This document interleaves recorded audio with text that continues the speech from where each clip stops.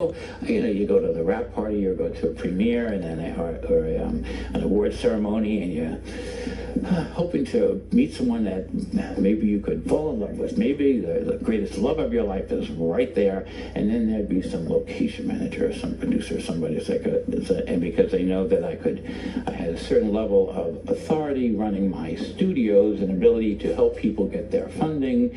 Oh my God, they'd see me. Oh, Gregg, hi, how are you? Listen, I was over there, and I understand you got this Disney shooting over there, right? You got Warner Brothers. But what are you doing about? Dean Cain and Drew Barrymore. I heard the whole thing about the helicopters and Dean Cain. Oh my God, that must have been. And then all the stories, right? And that's a fun story for another time. With Drew Barrymore and Dean Cain shooting on my studios with the helicopters coming down and thinking that I can't even go into this, but wonderful stories out of Hollywood. But anyway, wherever you go, everyone's talking business, and sometimes you say, "Listen, I know you want to talk business, but I'm not in the studio right now. I'm not in my office. I'm out in public, and I would just like to have a quiet moment and meet people and see the rest of the world without having to be on with work all the time." And then after a while, that's what it was. Oh my God. Oh my God. So, is this one of my favorite people in the entire universe? I hope not. See, that's what I'm talking. Just sometimes even someone's laugh is so heartwarming. Pat Flicker Addiss, hello. Hello. How are you today? I'm great. How are you? Fine, but you are great. And just a moment ago, I was kind of introducing everyone to where my belief is about where I had met you, and at the Women in Film event at the Hamptons Film Festival, and I kind of remember that my first memory of us standing next to each other once a woman's mic wasn't working that well, and I looked at you and looked at you, and I kind of remember that's where our first conversation started. Am I wrong? No. It was so boring. Not you. A big Ben. Yeah, and then our signal is bad. Just as long as we have you, I don't want to talk. Could you just introduce yourself and tell people what your history in Broadway and what you've done, just to give everyone a little background about yourself? I know you're very humble, but would you tell about yourself? You want me to start from when I was a little girl? So you got all the time in the world for you, Pat. Okay. Well, I guess my first part of show business was I had an aunt who had a millinery store in a building that ran from Park Avenue to Lexington Avenue. We went in the entrance at Park Avenue to walk through, and a man stopped my mother and asked about me and asked if I could model. It was John Robert Powers. I was 3 years old, and I was a walking advertisement for Best & Company. At that point, all little girls of whatever had bangs and short hair, and I was a walking advertisement for Best & Company.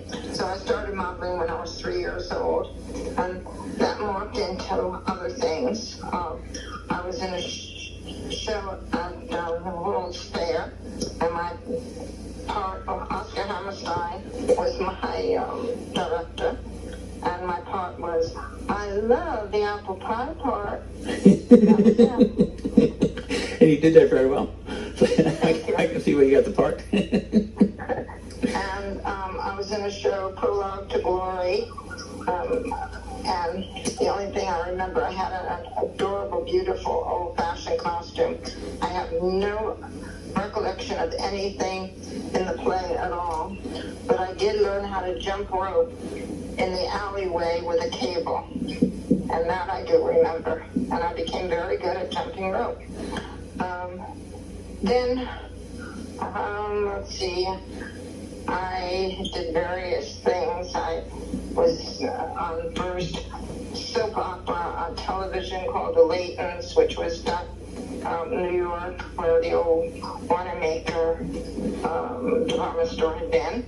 And then I went to college. I went to Finch College, gave everything up for that, and I got a chance to be the lead on the first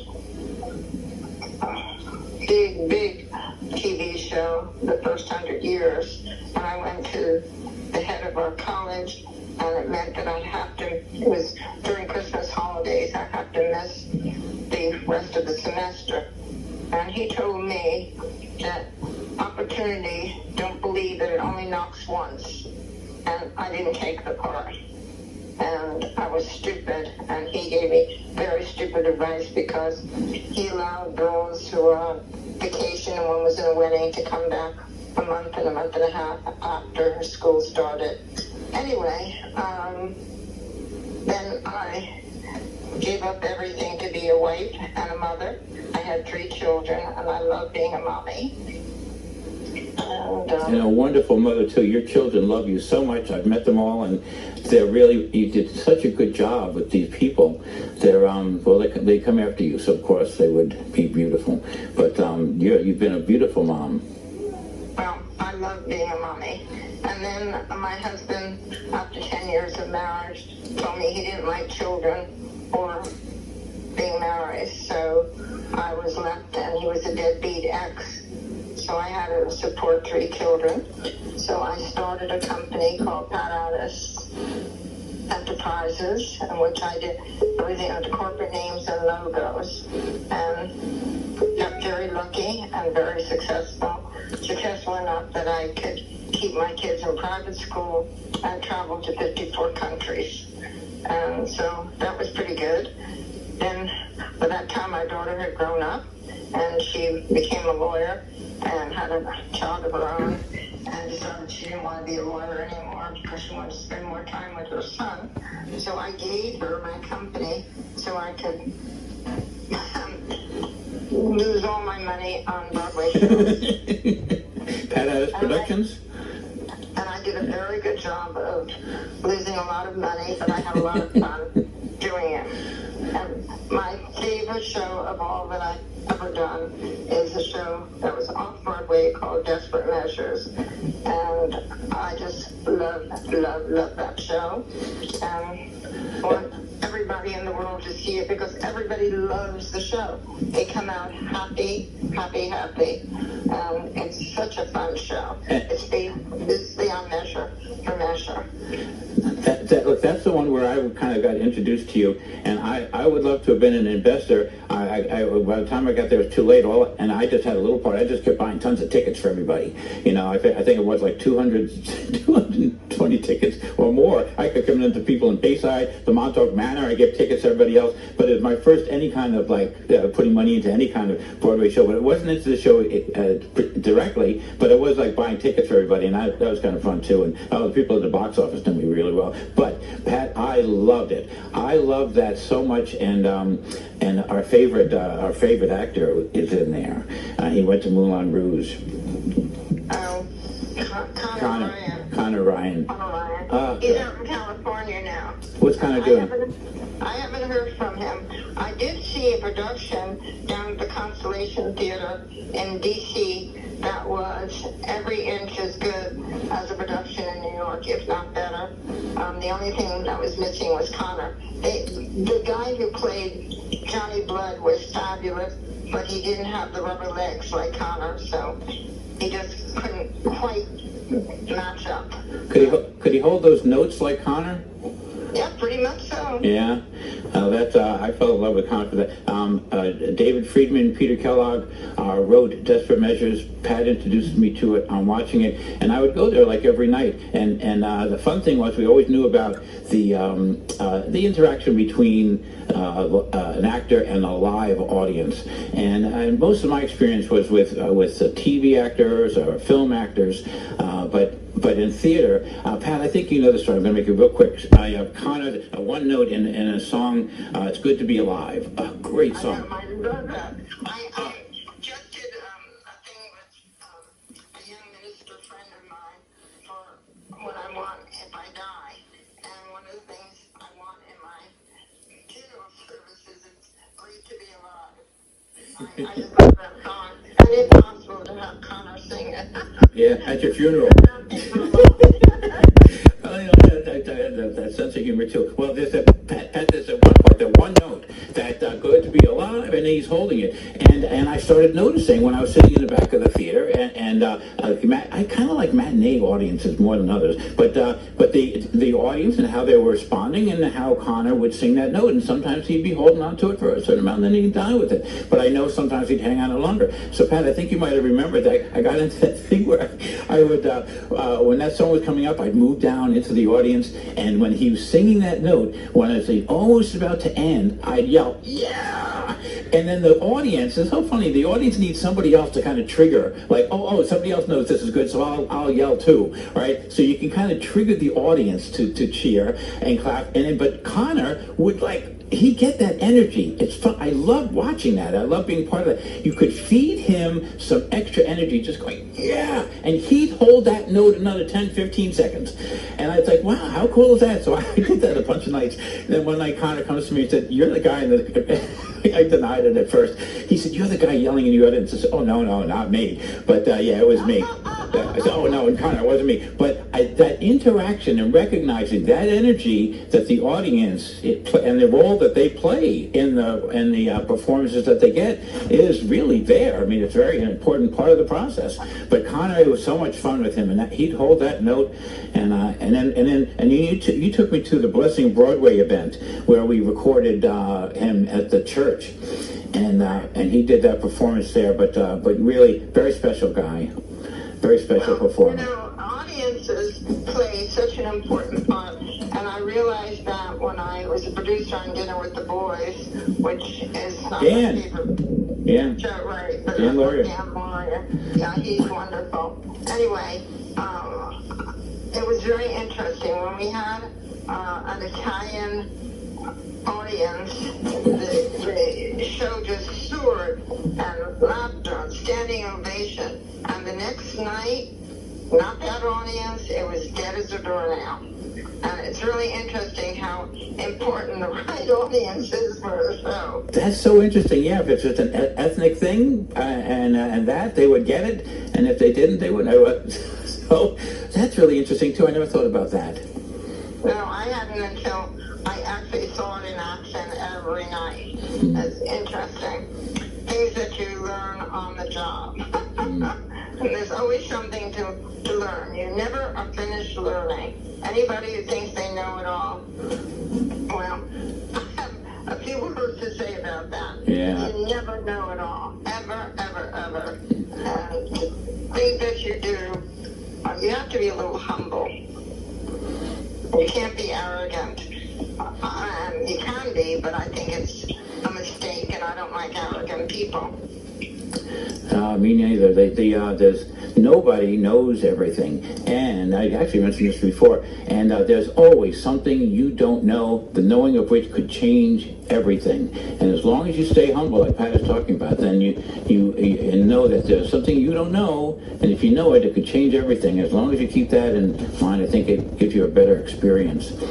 But, well, I have you on my radar. I would like to tell you what I really want to do besides producing plays. I really want to move on and help women over 50. Reinventing yourself. That's right. Yes. Yes. I almost died last year, and I was winning an award called Woman of Purpose.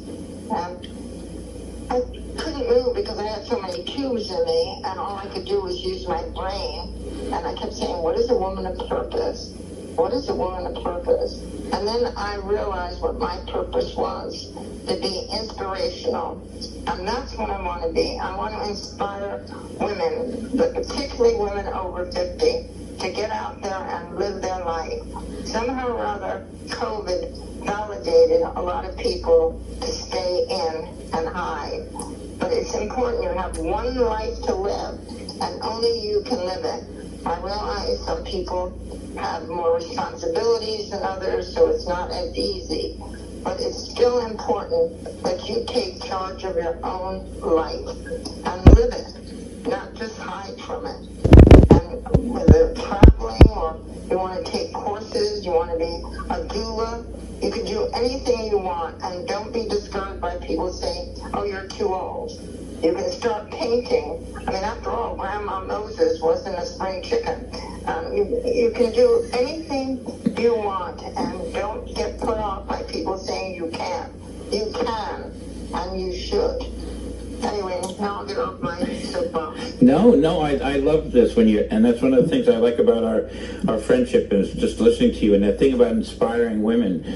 When the first time I'd listened to that seminar and attended it, you're reinventing yourself, and you had Judy Kuriowski, you had other women that were all very intelligent, very inspiring, and it just talked about exactly this, about don't stop growing.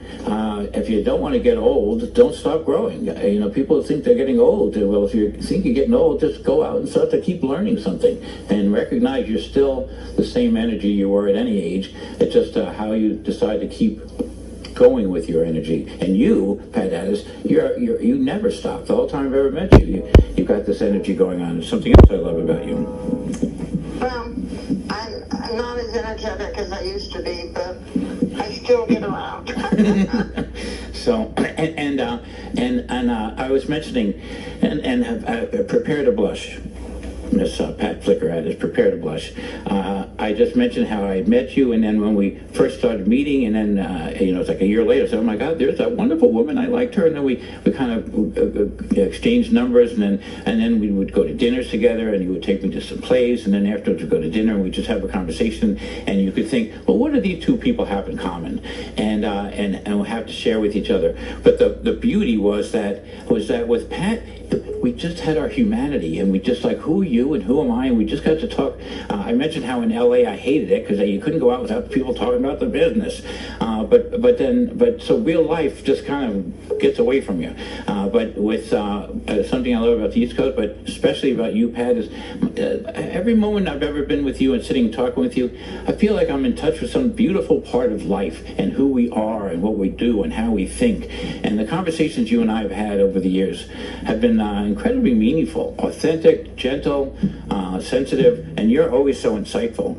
And I think that's one of the reasons you were so good in Broadway, is you just kind of see the world and understand it and know what would read for an audience and what you want to give to them.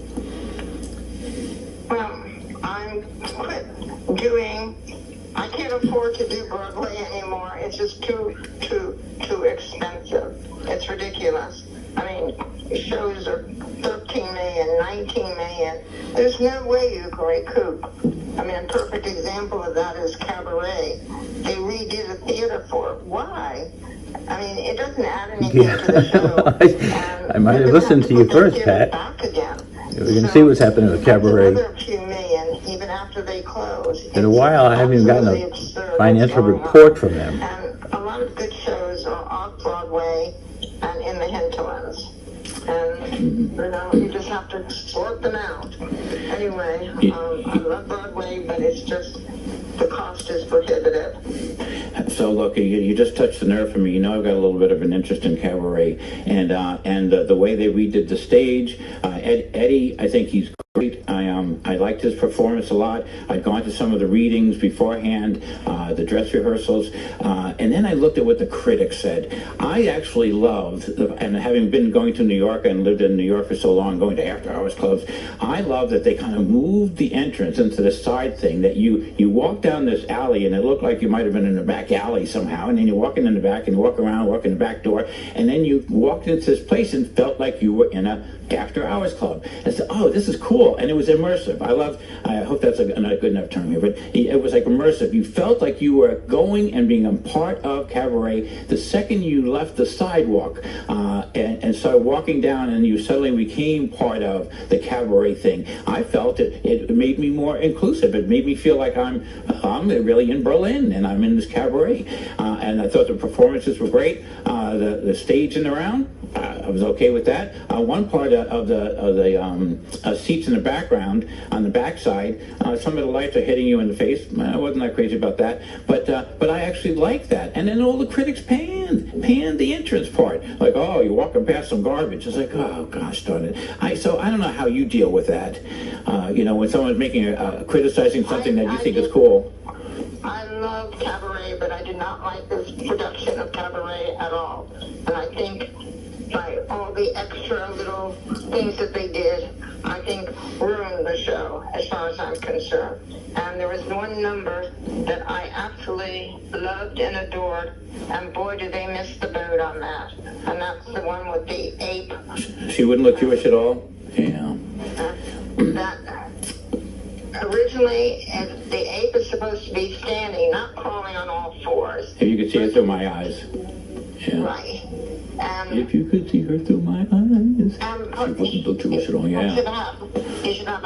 She should have a hat on and a handbag. And when they dance together, it all makes sense. Mm-hmm. And I don't know how they could have ruined that number. That was one of the best numbers in there. Mm-hmm. Bibi Newmer saved that show.